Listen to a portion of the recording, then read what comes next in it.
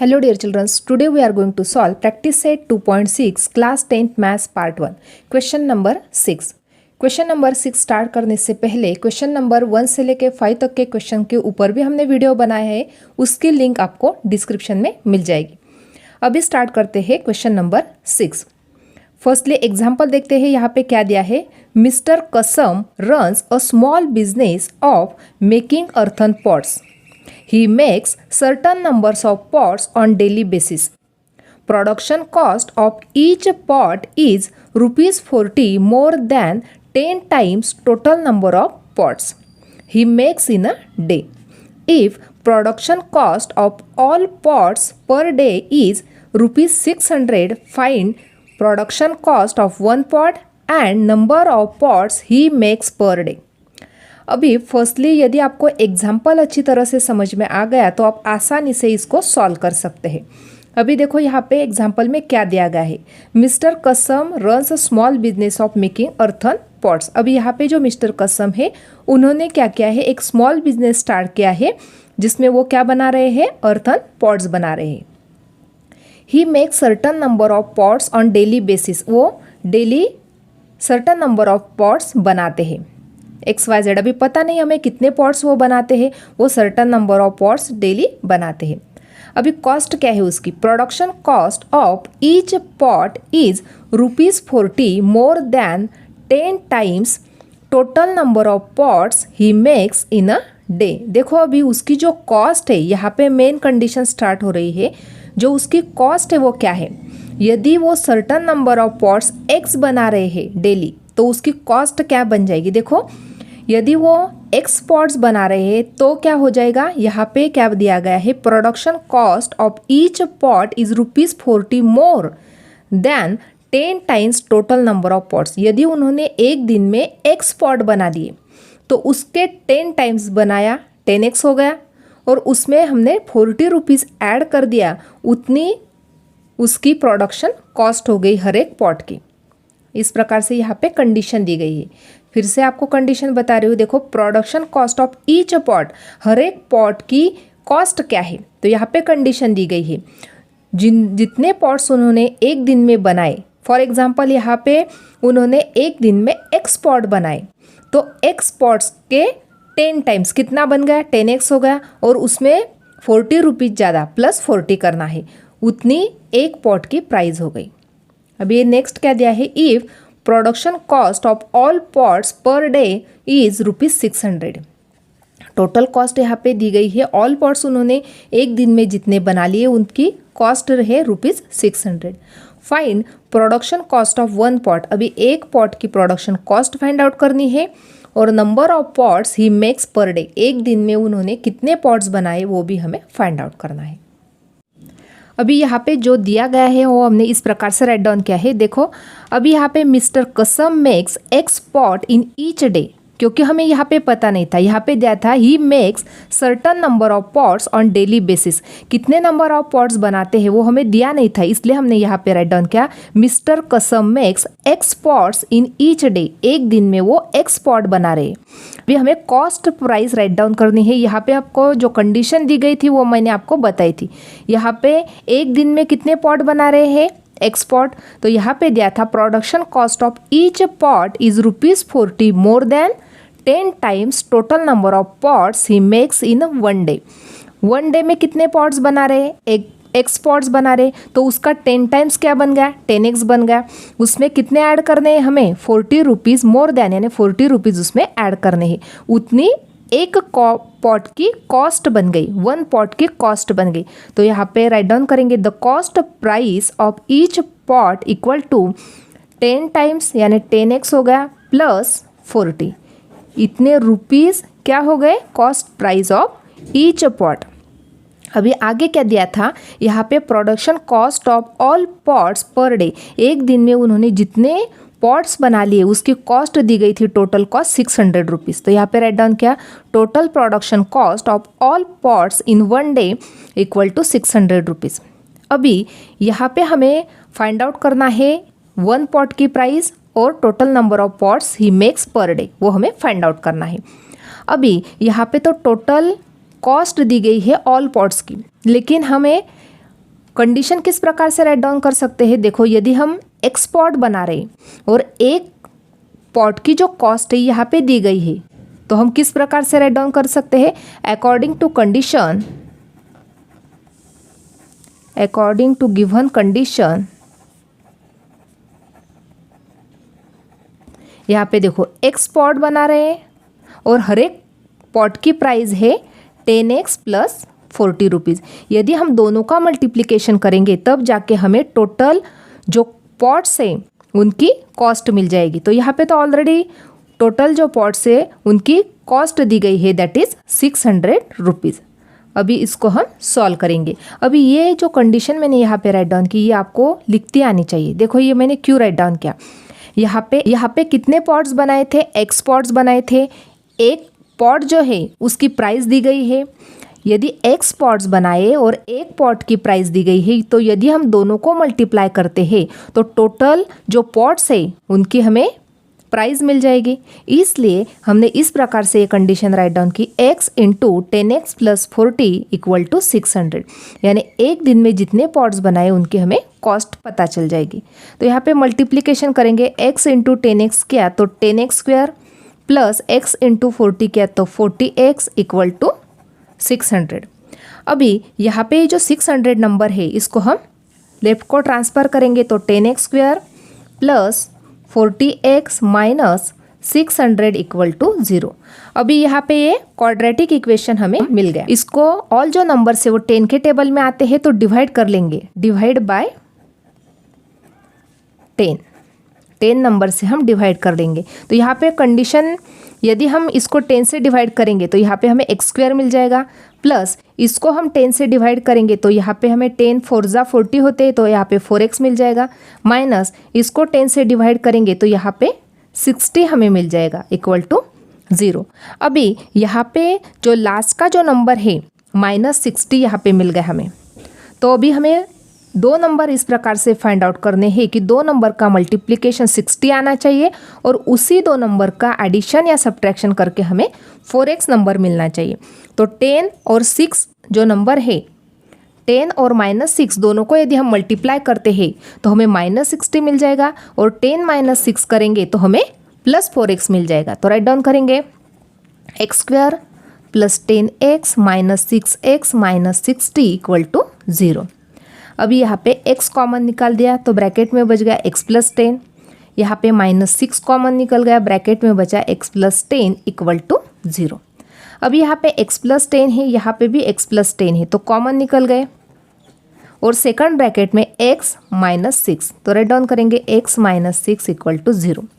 अभी यहाँ पे x प्लस 10 इक्वल टू 0 मिल गया और x माइनस 6 इक्वल टू 0 मिल गया। अभी यहाँ पे x की वैल्यू पता चल जाएगी, x इक्वल टू यहाँ पे 10 प्लस था तो यहाँ पे निगेटिव बन जाएगा, यानी -10 बन गए। यहाँ पे x पॉजिटिव, यहाँ पे निगेटिव है तो यहाँ पे पॉजिटिव बन जाएगा, यानी x की दो वैल्यू हमें मिल गई, x इक्वल टू -10 और x इक्वल टू 6। लेकिन यहाँ पे निगेटिव वैल्यू हमें मिल गई, लेकिन जो पॉट्स है, नंबर ऑफ पॉट्स है वो निगेटिव नहीं होते। तो राइट डाउन करेंगे, therefore x not equal to -10, क्योंकि x की वैल्यू -10 कभी नहीं बन सकती। क्यों नहीं बन सकती, देयरफॉर क्यों नहीं, बिकॉज यहाँ पे राइट डाउन करेंगे, because number of pots can not be negative, can not be negative. यदि ये निगेटिव नहीं है तो हमें x की कौन सी वैल्यू मिल गई, 6 वैल्यू मिल गई। देयरफॉर x इक्वल टू 6, ये क्या मिल गई, हमें x की वैल्यू मिल गई। अभी यहाँ पे हमें x, अभी यहाँ तक हमने x इक्वल टू 6 वैल्यू मिल गई हमें, और यहाँ पे कॉस्ट कितनी मिल गई, 100 रुपीज़ मिल गई। तो यहाँ पे इस प्रकार से राइट डाउन करेंगे, therefore mister Kasam makes 6 pots every day and cost of each pot equal to ₹100, यानी 6 पॉट्स वो डेली बना रहे हैं और एक पॉट की प्राइस जो है वो कितनी है, तो 100 रुपीज़ है। इस प्रकार से यहाँ पे क्वेश्चन नंबर 6 कंप्लीट हो गया। Question number 7, Prateek takes 8 hours to travel 36 kilometers downstream and return to same spot. The speed of the boat in still water is 12 kilometre per our, find the speed of water current. अभी यहाँ पे इस example में क्या दिया गया है, Prateek takes 8 hour to travel 36 kilometre. Prateek को 8 आवर्स लग रहे उसको 36 किलोमीटर डाउनस्ट्रीम जाने के लिए and return to the same spot, और सेम स्पॉट तक आने के लिए उसको कितने घंटे लग रहे, 8 आवर्स लग रहे।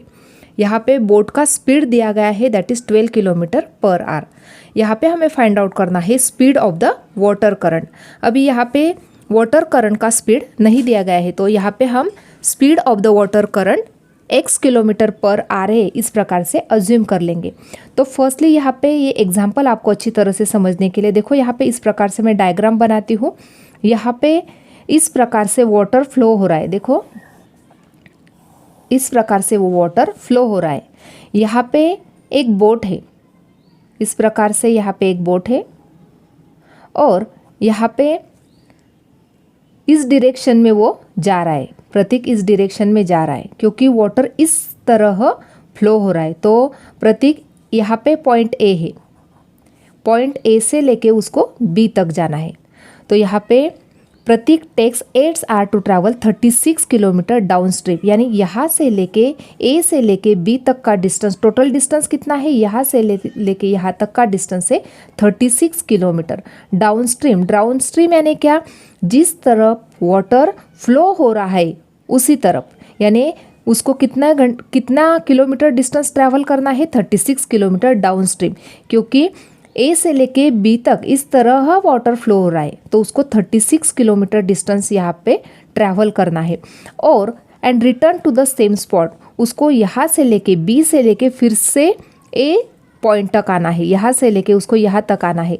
तो ये भी कितना डिस्टेंस हो गया, 36 किलोमीटर होगा। और ये टोटल डिस्टेंस कवर करने के लिए उसको कितने घंटे लग रहे हैं, 8 आवर लग रहे। यहाँ पे स्पीड ऑफ द बोट दिया गया है 12 किलोमीटर पर आवर। यहाँ पे जो बोट है इसका स्पीड कितना है, 12 किलोमीटर पर आवर है। अभी यहाँ पे speed of the water current हमें फाइंड आउट करना है, तो यहाँ पे हम x किलोमीटर पर आवर जो है वो क्या है, speed of the water current है।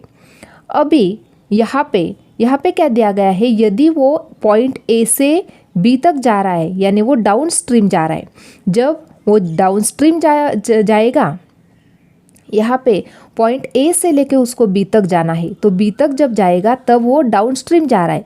जब वो डाउन स्ट्रीम जाएगा तो उसका जो स्पीड है वो बढ़ जाएगा, यानी वो 12 + x हो जाएगा, क्योंकि वो जिस तरफ वाटर फ्लो हो रहा है उसी तरफ वो जा रहा है। यानी डाउन स्ट्रीम जब वो जा रहा है तब उसका स्पीड 12 + x बन जाएगा। लेकिन जब वो अपस्ट्रीम जाएगा, यानी उलट डायरेक्शन में जब वो जाएगा, अपोजिट डायरेक्शन में जाएगा, तब क्या हो जाएगा, उसका स्पीड कम हो जाएगा, यानी वो 12 - x बन जाएगा। अभी यह यदि आपको समझ में आ गया तो आप आसानी से एग्जाम्पल को सॉल्व कर सकते हैं। यानी जब वो डाउन स्ट्रीम जाता है, डाउन स्ट्रीम यानी क्या हो गया बच्चों, डाउन स्ट्रीम यानी जिस तरफ वाटर फ्लो हो रहा है उसी तरफ। यहाँ पे डाउन स्ट्रीम यानी क्या, 12 + x kilometre per our, and upstream यानी क्या, 12 - x किलोमीटर पर आवर।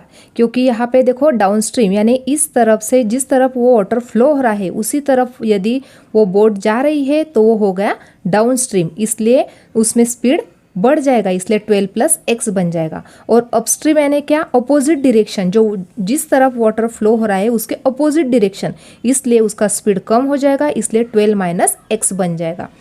अभी इस प्रकार से हम इसको राइट डाउन कर सकते हैं, let the speed of water current be x kilometre per hour. यहाँ पे हमें speed of the water current find out करना था, इसलिए हमने इसको स्पीड क्या राइट डाउन किया, speed of the water current be x kilometre per hour.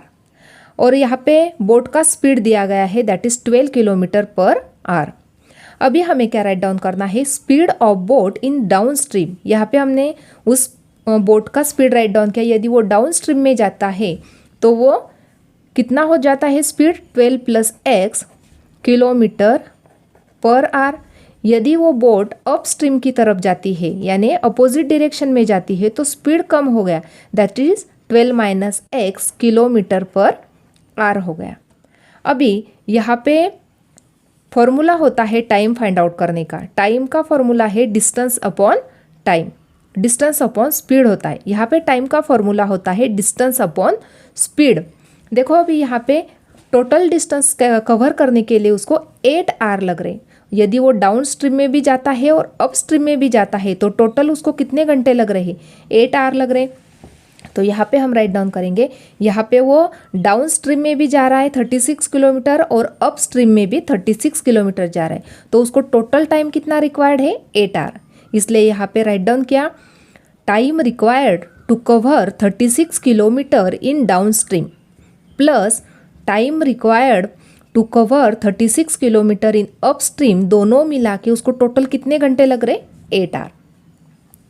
अभी यहाँ पे किस प्रकार से राइट डाउन करेंगे, यहाँ पे डिस्टेंस कितना ट्रैवल करना है, 36 किलोमीटर, और उसको 36 किलोमीटर डिस्टेंस ट्रैवल करने के लिए डाउन स्ट्रीम में उसको स्पीड कितना है, 12 + x है, प्लस यहाँ पे भी डिस्टेंस कितना कवर करना है, 36 किलोमीटर, और उसका स्पीड कितना है अपस्ट्रीम के लिए, 12 - x = 8। अभी इस प्रकार से हमने यहाँ पे ये कंडीशन राइट डाउन कर ली। अभी हमें इसको सॉल्व करना है। यहाँ पे 36 है, यहाँ पे भी 36 है, तो यहाँ पे हम 36 को निकालेंगे कॉमन। तो ब्रैकेट में बचा 1/12 + x प्लस 1/12 - x = 8। अभी यहाँ पे जो 36 नंबर है मल्टीप्लाई है, जब वो राइट को जाएगा तो डिवाइड, तो यहाँ पे क्या बचा, 1/12 + x प्लस 1/12 - x = 8/36। इस प्रकार से यहाँ पे हमें मिल गया। अभी यहाँ पे क्या करेंगे, हम क्रॉस मल्टीप्लाई करके इसको सॉल्व करेंगे। तो 12 - x × 1 किया तो 12 - x बन गए, और यहाँ पे 12 + x × 1 किया तो 12 + x, और नीचे दोनों का मल्टीप्लिकेशन। तो देखो किस प्रकार से राइट डाउन करना है। यहाँ पे राइट डाउन करेंगे। यहाँ पे देखो मिल जाएगा हमें 12 - x plus 12 + x upon 12 + x और 12 - x = 8/36। अभी यहाँ पे देखो, यहाँ पे जो टर्म कैंसिल हो रही है उसको हम कैंसिल कर सकते हैं। देखो यहाँ पे -x है, यहाँ पे +x है, तो ये कैंसिल हो जाएगा। तो 12 + 12 किया तो यहाँ पे मिल जाएगा 24 अपॉन, अभी देखो यहाँ पे हमें फॉर्मूला यूज़ करना है। अभी यहाँ पे 24 मिल गया हमें, 12 + x and second bracket 12 - x, दोनों का मल्टीप्लिकेशन करना है। अभी यहाँ पे हम फॉर्मूला यूज़ करेंगे, a + b in first bracket second bracket a - b = a² - b²। अभी इसी फॉर्मूले से हम इसको सॉल्व करेंगे। तो 12 का स्क्वायर माइनस x का स्क्वायर = 8/36। अभी यहाँ पे हमें कौन सी टर्म मिल जाएगी, 24/12 का स्क्वायर किया तो 144 माइनस x² = अभी ये जो दोनों नंबर है इसको हम 4 से डिवाइड करेंगे। तो 4 × 2 = 8, 4 × 9 = 36, तो यहाँ पे मिल गए हमें 2/9। अभी फिर से हम मल्टीप्लाई कर लेते हैं। 24 × 9 = 2 इन ब्रैकेट 144 माइनस x²। अभी यहाँ पे दोनों का मल्टीप्लिकेशन 9 × 4 = 36, कैरी 3, 9 × 2 = 18 प्लस 3 216 = अभी ये दोनों नंबर का मल्टीप्लिकेशन करेंगे। 2 × 144, 2 × 4 = 8, 2 × 4 = 8, 2 × 1 = 2 माइनस 2 × x², 2x²। अभी यहाँ पे हमें जो टर्म मिल गई, अभी यहाँ पे ये जो नंबर है इसको हम राइट साइड लेके आते हैं। तो यहाँ पे क्या मिल जाएगा हमें, 288 माइनस 2x² प्लस 200 यहाँ पे माइनस 216 = 0, क्योंकि ये नंबर पॉजिटिव है, जब वो राइट को जाएगा तो निगेटिव बन जाएगा। तो यहाँ पे देखो ये जो टर्म है इसको अच्छी तरह से राइट डाउन करेंगे, -2x² प्लस 288 माइनस 216 = 0। अभी ये सारे नंबर्स को हम 2 से डिवाइड कर देते हैं। तो यहाँ पे हमें क्या मिल जाएगा, x² माइनस x² प्लस इसको भी 2 से डिवाइड कर दिया, तो यहाँ पे 2 × 1 = 2, 2 × 4 = 8, 2 × 4 = 8 माइनस इसको भी 2 से डिवाइड किया, तो यहाँ पे 2 × 1 = 2, 2 × 0 = 0, 2 × 8 = 16 = 0। अभी दोनों नंबर की हमें करनी है सब्ट्रैक्शन। तो -x² प्लस यहाँ पे सब्ट्रैक्शन किया तो यहाँ पे नंबर मिल गया हमें 36 = 0। अभी यहाँ यहाँ पे एक्स स्क्वायर जो नंबर है निगेटिव है, इसको हम राइट साइड शिफ्ट करेंगे तो यहाँ पे मिल जाएगा 36 इक्वल टू एक्स स्क्वायर। अब यहाँ पे 36 जो नंबर है इसको हम राइट साइड शिफ्ट करेंगे तो हमें क्या मिल जाएगा, x square minus 36 equal to 0। अभी ये जो नंबर्स है इसको ही हम किस प्रकार से राइट डाउन कर सकते हैं, x plus in first bracket second bracket x minus 6 equal to 0, क्योंकि 36 जो नंबर है 6 का स्क्वायर था तो यहाँ पे x प्लस 6 और second bracket x minus 6, therefore x plus 6 equal to 0 और x minus 6 equal to 0, therefore x equal to minus 6 और x इक्वल टू 6। इस प्रकार से हमने यहाँ पे राइट डाउन कर लिया। अभी यहाँ पे ये जो नंबर मिल गया हमें -6, तो -6 जो नंबर है स्पीड जो होता है वो कभी भी निगेटिव नहीं होता, तो राइट डाउन करेंगे therefore x not equal to -6 because speed can not be negative, speed negative नहीं होता। देयरफॉर जो सेकंड वैल्यू है वो मिल गई हमें x इक्वल टू 6। यहाँ पे x इक्वल टू 6 जो है वो क्या मिल गया, speed of the water current, तो राइट डाउन करेंगे therefore the speed of water current equal to 6 kilometre per hour. Question number 8. Pintu takes 6 days more than those of Nishu to complete certain work. If they work together, they finish it in 4 days. How many days would it take to complete the work if they work alone? अभी यहाँ पे इस example में क्या दिया गया है, firstly वो समझना बहुत इंपॉर्टेंट है। यहाँ पे एक सर्टन वर्क कंप्लीट करना है, तो यहाँ पे पिंटू और निशु दोनों दिए गए हैं, निशु और पिंटू। तो यहाँ पे देखो पिंटू टेक्स 6 डेज मोर, यानी पिंटू को क्या लग रहे हैं, 6 डेज मोर लग रहे हैं, किससे, then those of Nishu to complete a certain work, यानी वन वर्क हमें कंप्लीट करना है। कितना वर्क कंप्लीट करना है, एक वर्क कंप्लीट करना है हमें।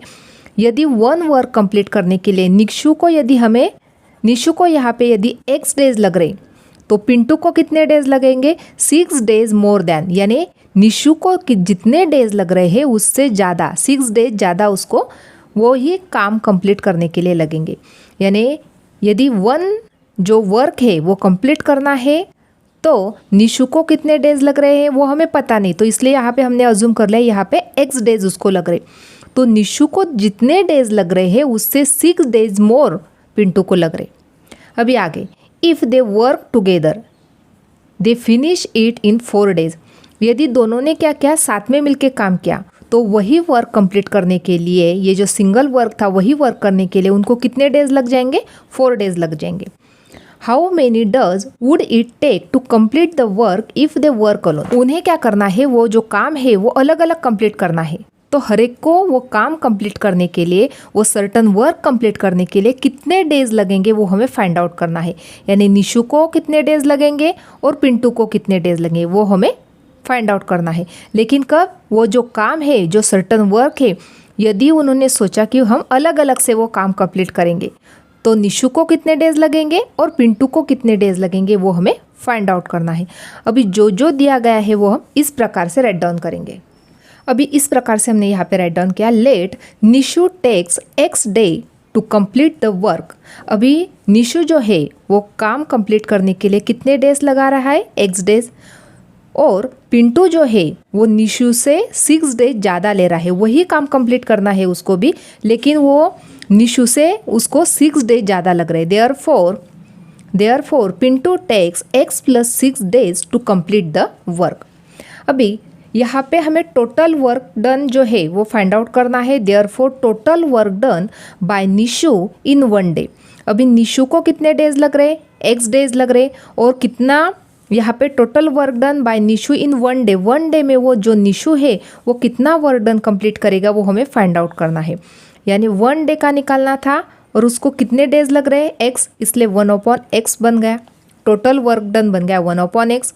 यहाँ पे total work done by Pintu in 1 day, अभी यहाँ पे 1 डे का निकालना था और यहाँ पे उसको कितने डेज लग रहे, x प्लस 6 डेज, यानी टोटल वर्क डन कितना हो गया, 1/x प्लस 6 हो गया। इस प्रकार से तो हमने यहाँ पे राइट डाउन। देखो फिर यहाँ पे यदि कंडीशन दी गई है, यहाँ पे दिया गया है if they work together they finish it in 4 days. यदि दोनों मिलके वो काम कंप्लीट करते हैं तो दोनों को कितने डेज लग रहे? 4 डेज लग रहे। तो यहाँ पे राइट डाउन करेंगे therefore both takes 4 days to complete the work. यानी दोनों मिलके वो काम कंप्लीट करने की कोशिश करते हैं तो दोनों को कितने डेज लग रहे हैं? 4 डेज लग रहे हैं। Therefore total work done by both in 1 day equal to, अभी यहाँ पे वर्क डन फाइंड आउट करना है 1 डे का। दोनों मिलके यदि वो काम कंप्लीट करते हैं तो 4 डेज लग रहे हैं। Therefore total work done by both in 1 day. देखो यदि 1 वर्क हमें कंप्लीट करना है और टोटल डेज है 5, तो इसको ही हम किस प्रकार से राइट डाउन कर सकते हैं? Total work done in 1 day, तो 1/5 plus 1/5 plus 1/5 plus 1/5 plus 1/5 equal to, अभी यहाँ पे सबका डिनोमिनेटर 5 है तो राइट डाउन क्या 5। अभी जो न्यूमरेटर है इनके एडिशन की तो यहाँ पे मिल जाएगा 5/5, इसका ही मतलब 5 1 × 5 5 1 × 5 इक्वल टू 1। यानी 1 वर्क कंप्लीट कर रहा है लेकिन कितने डेज में? 5 डेज में। इसलिए टोटल वर्क डन कितना हो गया? 1/5 होगा। उसी प्रकार से देखो यहाँ पे भी 1 वर्क हमें कंप्लीट करना है और कितने डेज लग रहे हैं? दोनों मिला के 4। तो यहाँ पे टोटल वर्क डन जो है वो कितना हो जाएगा? यहाँ पे 1/4 plus 1/4 plus 1/4 plus 1/4 equal to 4/4। 4/4 इसका ही मतलब हो गया 1। यानी 1 वर्क कंप्लीट करने के लिए यदि 4 डेज लग रहे तो टोटल वर्क डन कितना हो गया? 1/4 हो गया। तो यहाँ पे उसी प्रकार से राइट डाउन करेंगे therefore total work done by both in 1 day equal to 1/4। यानी टोटल वर्क डन 1/4 हो गया।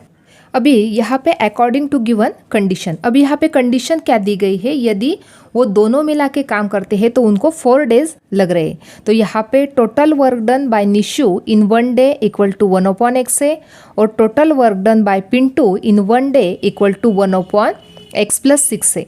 तो यहाँ पे राइट डाउन करेंगे 1/x plus 1/x plus 6 equal to, अभी दोनों मिलके वो वर्क डन कर रहे तो उनको कितने डेज लग रहे? 1/4 डेज लग रहे। इस प्रकार से हमने यहाँ पे राइट डाउन किया। अभी क्या करना है? यहाँ पे क्रॉस मल्टीप्लाई करेंगे तो क्या बन जाएगा? 1 से x प्लस 6 को मल्टीप्लाई किया तो यहाँ पे बन गया x plus 6 plus x into 1 किया तो यहाँ पे x अपॉन दोनों का मल्टीप्लिकेशन इस प्रकार से equal to 1/4।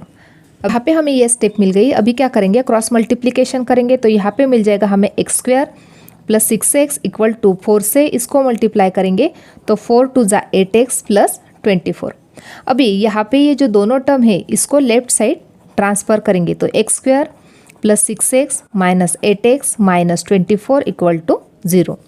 Therefore x² 6x minus 8x क्या तो यहाँ पे minus 2x minus 24 equal to 0। Therefore अभी देखो लास्ट वाली टर्म क्या है? माइनस 24 है। अभी कौन से दो नंबर का मल्टीप्लिकेशन करके हमें 24 मिल जाएगा? 6 4 × 24 बन रहे तो ये, लेकिन हमें यहाँ पे माइनस 24 चाहिए था इसलिए यहाँ पे 6 को निगेटिव साइन लगाई और माइनस 6 प्लस 4 किया तो माइनस 2x मिल जाएगा। तो x² minus 6x plus 4x minus 24 equal to 0। अभी इसमें से हमने x कॉमन निकाल दिया तो यहाँ पे x माइनस 6 बचा प्लस 4 कॉमन निकल गया तो यहाँ पे भी x माइनस 6 ब्रैकेट में मिल गया। यहाँ पे x माइनस 6 कॉमन टर्म है और सेकंड ब्रैकेट में x plus 4 equal to 0।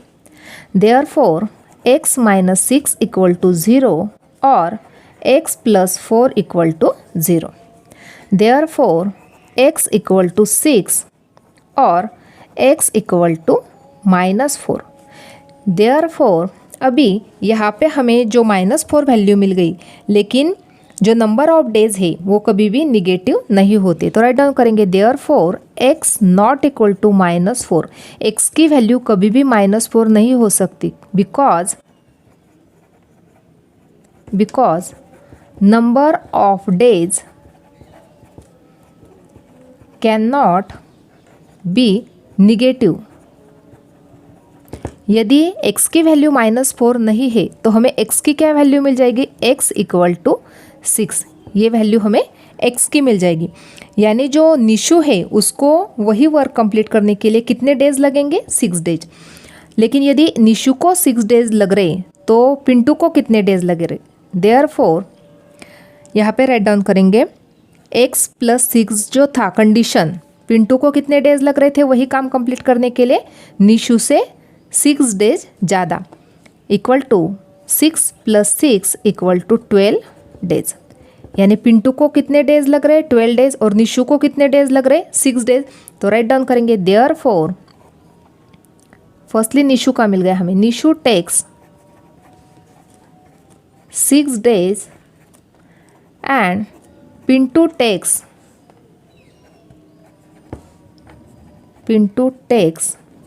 12 days to complete the work। इस प्रकार से हमने यहाँ पे क्वेश्चन नंबर 8 जो है वो कंप्लीट कर लिया। Question number 9, if 460 is divided by a natural number, quotient is 6 more than 5 times the divisor and remainder is 1, find quotient and divisor। अभी यहाँ पे इस एग्जाम्पल में क्या दिया गया है, यहाँ पे 460 नंबर जो है उसको यदि किस नेचुरल नंबर से डिवाइड कर दिया जाए तो यहाँ पे हमें क्वेश्चंट मिल जाता है। क्वेश्चंट कितना मिलता है, क्वेश्चंट is 6 more than 5 times the divisor, divisor के 5 टाइम्स और उसमें 6 यदि हम ऐड करते हैं उतना हमें क्वेश्चंट मिल जाता है, और रिमाइंडर कितना मिलता है, हमें 1 मिलता है। तो अभी हमें क्वेश्चंट और डिवाइजर फाइंड आउट करना है। अभी यहाँ पे क्या दिया गया है, यहाँ पे डिविडेंड दिया गया है। डिविडेंड कितना है, 460 है, क्योंकि हम 460 को डिवाइड कर रहे हैं इसलिए 460 नंबर बन गया डिविडेंड। और यहाँ पे रिमाइंडर दिया है 1। यहाँ पे जो दिया है फर्स्टली वो राइट डाउन करेंगे, और यहाँ पे हमें डिवाइज़र पता नहीं है, क्वेश्चन पता नहीं है, तो डिवाइज़र को हम x अज्यूम कर लेते हैं, क्योंकि डिवाइज़र के 5 टाइम्स और उससे 6 मोर देन क्वेश्चन है, इसलिए हम डिवाइज़र को क्या अज्यूम करेंगे, x अज्यूम कर लेते हैं, तब जाके हमें क्वेश्चन भी मिल जाएगा। और यहाँ पे डिविडेंड और रिमाइंडर तो दिया हुआ है। अभी हमने इस प्रकार से राइट डाउन किया, suppose divisor equal to x। यदि डिवाइजर x है तो क्वेश्चन क्या बन जाएगा, यहाँ पे दिया है question is 6 more than 5 times the divisor. यदि डिवाइजर x है तो x के 5 टाइम्स क्या बन गया, 5x बन गया, और उसमें 6 ज़्यादा है प्लस 6 करेंगे उतना क्या है, क्वेश्चन है। तो इसलिए हमने यहाँ पे डिवाइज़र यदि हमने x अज्यूम कर लिया तो यहाँ पे हमें क्वेश्चन क्या मिल जाएगा, 5x + 6 मिल जाएगा। यहाँ पे डिविडेंड और रिमाइंडर दिया गया था, डिविडेंड दिया गया है 460 और रिमाइंडर दिया गया है 1। अभी हमें फॉर्मूला पता है, डिविडेंड इक्वल टू, तो राइट डाउन कर लेते हैं formula, dividend equal to divisor multiply by question plus remainder. अभी इस फॉर्मूले में हम वैल्यू पुटअप करेंगे। यहाँ पे हमें डिविडेंड पता है, डिविडेंड कितना है, 460 है। डिवाइज़र कितना है, डिवाइज़र को हमने x अज्यूम किया था, यहाँ पे x है, मल्टीप्लाई बाय क्वेश्चन कितना है, 5x + 6 है, प्लस रिमाइंडर कितना है, 1 है। तो यहाँ पे अभी वैल्यू पुटअप कर लिया हमने, अभी सॉल्व करेंगे। 460 इक्वल टू x को 5x और 6 दोनों के साथ मल्टीप्लिकेशन हो जाएगा, तो x × 5x किया तो 5x² प्लस x × 6 किया तो 6x प्लस 1। अभी यहाँ पे ये जो 460 नंबर है इसको यदि हम राइट को शिफ्ट करते हैं तो क्या बन जाएगा, 5x² plus 6x plus 1 minus 460। Therefore 5x² plus 6x, अभी यहाँ पे 1 माइनस 460 करना है, तो 1 नंबर जो छोटा है 460 बड़ा है, तो 460 माइनस 1 करेंगे तो क्या मिल जाएगा, 459। लेकिन 460 को निगेटिव साइन थी इसलिए यहाँ पे निगेटिव साइन मिल गई। अभी यहाँ पे -459 इक्वल टू 0 मिल गया। अभी यहाँ पे क्या करना है हमें, यहाँ पे एक्स स्क्वायर है, इसका कोएफिशिएंट है 5 और यहाँ पे लास्ट नंबर है 459। अभी दोनों का क्या करना है हमें, मल्टीप्लिकेशन।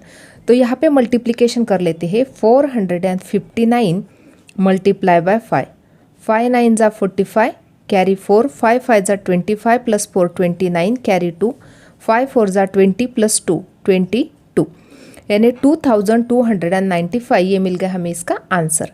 अभी इसको निगेटिव साइन थी तो ये मिल गया हमें यहाँ पे निगेटिव नंबर, क्योंकि ये नंबर निगेटिव था।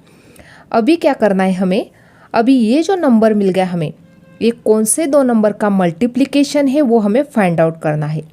और जो नंबर्स मिलेंगे हमें, उन नंबर की एडिशन या सब्ट्रैक्शन करने के बाद हमें 6x नंबर मिलना चाहिए। अभी ये तो हमें पता नहीं कि अभी कौन से दो नंबर का मल्टीप्लिकेशन ये नंबर है, तो इसलिए हम क्या करेंगे, इसके फैक्टर्स फाइंड आउट करेंगे। तो 2295 इसको हमें फैक्टर तो फाइंड आउट करना है, तो इसको हमें 5 से डिवाइड करेंगे। 5 4 ज़ा 20, 2 बचे, 9 ले लिया 29 होगा, 5 5 ज़ा 25, 4 बचे, 5 9 ज़ा 45। अभी 459 है तो इसको हमें 3 से डिवाइड करना है। तो 3 1 ज़ा 3, 1 बचा, 3 5 ज़ा 15, 3 3 ज़ा 9। अभी ये जो नंबर है फिर से इसको 3 से ही डिवाइड करेंगे। 3 5 ज़ा 15, 3 1 ज़ा 3, 3 से डिवाइड करेंगे तो 3 1 ज़ा 3, 2 बचे, 3 7 ज़ा 21, 17 को 17 से डिवाइड करेंगे तो यहाँ पे मिल गया 1। अभी यहाँ पे ये नंबर तो मिल गए। यदि हम ये दोनों का मल्टीप्लिकेशन करते हैं और ये तीनों नंबर का मल्टीप्लिकेशन करते हैं, तीनों नंबर है 45, 5 3 ज़ा 15, 15 3 ज़ा 45 और यहाँ पे 17 3 ज़ा 51। अभी ये जो दो नंबर मिल गए हमें, यहाँ पे यदि हम -45 प्लस 51 करते हैं तो यहाँ पे प्लस 6x हमें मिल जाएगा। तो इसलिए यहाँ पे हमें दो नंबर कौन से मिल गए, यहाँ पे राइट डाउन करेंगे 5x² minus 45x plus 51x minus 459 equal to 0। अभी यदि हम ये दो नंबर के एडिशन करते हैं तो यहाँ पे हमें प्लस 6x मिल जाएगा और दोनों का मल्टीप्लिकेशन करके हमें हमें दोनों का मल्टीप्लिकेशन करके 2295 मिल जाएगा। अभी यहाँ पे हम कॉमन निकालते हैं, यहाँ पे कॉमन 5 निकल जाएगा, 5x निकाल लेते हैं। यहाँ पे ब्रैकेट में x बचा -9, यहाँ पे प्लस 51 कॉमन निकल गया है, यहाँ पे x बचा माइनस 51 9 ज़ा क्या बनेंगे 459 इक्वल टू 0। अभी यहाँ पे x माइनस 9 सेम टर्म है तो 1 टाइम कॉमन टर्म निकल गई। सेकंड ब्रैकेट में यहाँ पे 5x है, 5x प्लस 51 इक्वल टू 0। अभी यहाँ पे राइट डाउन करेंगे therefore x minus 9 equal to 0 और 5x प्लस 51 इक्वल टू 0। अभी यहाँ पे देयरफॉर x इक्वल टू, यहाँ पे निगेटिव था तो यहाँ पे पॉजिटिव बन गया। अभी यहाँ पे 5x equal to minus 51, therefore x equal to minus 51 upon 5। अभी यहाँ पे ये जो नंबर मिल गया हमें x equal to minus 51 upon 5, लेकिन नेचुरल नंबर कभी भी निगेटिव नहीं होता तो राइट डाउन कर लेते हैं therefore x not equal to minus 51 upon 5। क्यों नहीं होता, क्योंकि यहाँ पे x की वैल्यू निगेटिव है, ये निगेटिव जो नंबर है वो नेचुरल नंबर नहीं होता। तो राइट डाउन करेंगे therefore natural number can not be negative, इसलिए x की वैल्यू ये नहीं है। देयरफॉर x इक्वल टू 9, ये मिल गई हमें x की वैल्यू। तो x क्या था, डिवाइज़र था, तो डिवाइज़र मिल गया हमें, डिवाइज़र इक्वल टू 9, डिवाइज़र मिल गया। अभी हमें फाइंड आउट करना है क्वेश्चंट। तो क्वेश्चंट कितना है, क्वेश्चंट इक्वल टू 5x प्लस 6। अभी यहाँ पे x की वैल्यू 9 है तो पुटअप करेंगे 5 into 9 plus 6 equal to 45 plus 6, दोनों के एडिशन यदि हम करते हैं तो यहाँ पे आंसर मिल जाएगा हमें 51। यानी क्वेश्चन कितना मिल गया 51 और डिवाइजन कितना मिल गया हमें 9। इस प्रकार से यहाँ पे क्वेश्चन नंबर 9 कंप्लीट हो गया। Question number 10, in the adjoining figure ABCD is a trapezium. AB parallel CD and its area is 33 centimeter square. From the information given in the figure, find the length of all sides of ABCD, trapezium ABCD. Fill in the empty boxes to get the solution. अभी ये देखो यहाँ पे diagram दी गई है। यहाँ पे ABCD क्या है, ट्रेपेजियम दिया गया है। यहाँ पे AB जो लाइन है और CD जो लाइन है, दोनों लाइन क्या है, एक दूसरे को पैरेलल है। और इस ट्रेपेजियम का एरिया हमें दिया गया है, दैट इज़ 33 सेंटीमीटर स्क्वायर। अभी यहाँ पे जो एम्प्टी बॉक्सेस है वो हमें फिलअप करने हैं, यानी इसका सॉल्यूशन मिल जाएगा। देखो यहाँ पे दिया है trapezium ABCD is a trapezium AB parallel CD। Area of trapezium ABCD equal to 1/2 in bracket AB plus CD into, यहाँ पे ब्रैकेट हमें फिलअप करना है। देखो कौन से भी ट्रेपेजियम यदि होता है उसका एरिया यदि हमें फाइंड आउट करना होता है तो उसका फॉर्मूला क्या है, 1/2 into addition of parallel side into height. तो यहाँ पे पैरेलल साइड की तो एडिशन कर ली, मल्टीप्लाई बाय हाइट क्या दी गई है, यहाँ पे AM इज़ द हाइट। तो यहाँ पे राइट डाउन करेंगे AM, क्योंकि AM क्या है, हाइट है। अभी यहाँ पे वैल्यू पुटअप करना है। यहाँ पे ABCD जो ट्रेपेजियम है इसका एरिया दिया था 33 सेंटीमीटर स्क्वायर, तो इसलिए यहाँ पे 33 राइट डाउन किया, equal to 1/2 in bracket AB की वैल्यू यहाँ पे दी गई है x, CD की वैल्यू दी गई है 2x + 1, तो राइट डाउन की x + 2x + 1 multiply by AM की क्या वैल्यू है, x - 4। अभी यहाँ पे जो 2 नंबर है वो डिवाइडेड है, जब वो लेफ्ट को जाएगा तो मल्टीप्लाई हो जाएगा 33 के साथ, तो 2 3 = 6, 2 3 = 6, यानी यहाँ पे वैल्यू बन गई 66। अभी यहाँ पे x + 2x किया तो 3x + 1 मल्टीप्लाई बाय x - 4। अभी यहाँ पे ये जो स्टेप्स हमें फिलअप करनी है, यहाँ पे थोड़ा शॉर्टकट दिया गया है, तो थोड़ा एक्सप्लेन कर देती हूँ आपको। देखो अभी यहाँ पे इस प्रकार से होना चाहिए। देखो अभी ये दोनों जो नंबर से इनका हमें मल्टीप्लिकेशन करना है, तो किस प्रकार से दोनों का मल्टीप्लिकेशन हो जाएगा। देखो 3x इंटू x किया तो क्या बन गया, 3x² बन गया। 3x इंटू -4 किया तो -4 3 = 12x बन गए। अभी 1 के साथ 1 इंटू x किया तो +1x बन गया, यानी x बन गया। 1 इंटू -4 किया तो -4 बन गया। अभी हमें टर्म क्या मिल गई, देखो 3x² -12 + 1x किया तो -11x - 4, ये टर्म हमें मिल गई। अभी यहाँ पे जो नंबर था लेफ्ट हैंड साइड तरफ नंबर था 66, तो किस प्रकार से हो गया वो solution, 66 equal to 3x² - 11x - 4। अभी यहाँ पे जो -4 नंबर है, यहाँ पे जो 66 नंबर है, यदि हम इसको राइट साइड शिफ्ट करते हैं तो क्या बन जाएगा, therefore 3x² - 11x - 4 - 66 equal to 0, इस प्रकार से बन जाएगा। तो अभी देयरफॉर 3x² - 11x - 4 - 66 किया तो यहाँ पे -70 इक्वल टू 0, यानी यहाँ पे जो हमें फिलअप करना है, देयरफॉर 3x², यहाँ पे प्लस दिया गया है, यहाँ पे प्लस की साइन दी गई है, लेकिन यहाँ पे नंबर क्या मिल रहा है हमें, -11x, तो ब्रैकेट में राइट डाउन कर लेते हैं -11x -70। यहाँ पे माइनस की साइन ऑलरेडी दी गई है, इसलिए यहाँ पे ओनली 70 राइट डाउन करेंगे इक्वल टू 0। इस प्रकार से हमें यहाँ पे ये स्टेप्स मिल गए। लेकिन अभी जो इक्वेशन मिल गया हमें, ये इसको हमें सॉल्व करना है, क्योंकि फिर से यहाँ पे ये शॉर्टकट स्टेप्स दी गई है।